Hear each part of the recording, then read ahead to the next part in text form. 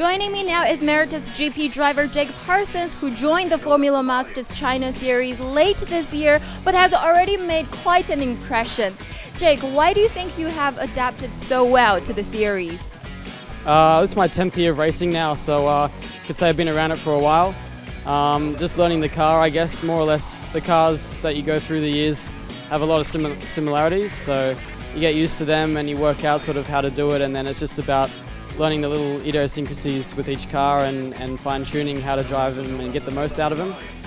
So with this car, it's the most aero I've ever used, and that was the main thing, to just get the most out of it for me. So I guess the experience has helped over the years, and it's been going well so far. I've been getting some help from the Smart Mind Institute back in Australia to, as a sports psychologist, to be mentally at my best and getting the most out of myself every time I'm in the car. So I think the combination of all those have really helped me to come into this series strongly.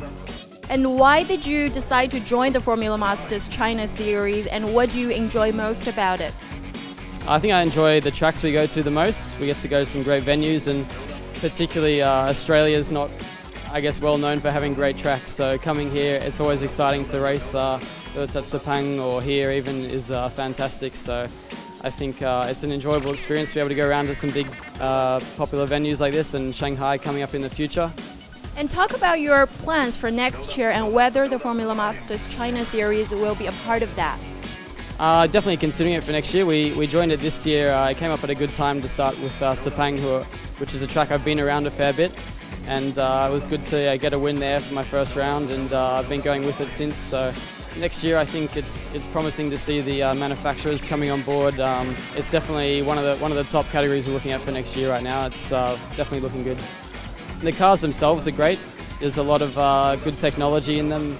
It's pretty modern with the carbon chassis and the no-lift shift gearbox. So it's from a learning point of view, it's great to be able to experience this level of technology, and it gives you, I guess, the right experience to go and to progress to other categories as well. So I think you get a lot of media exposure. That's good to help you. I think it can be a very big springboard if you do the right things during the races here.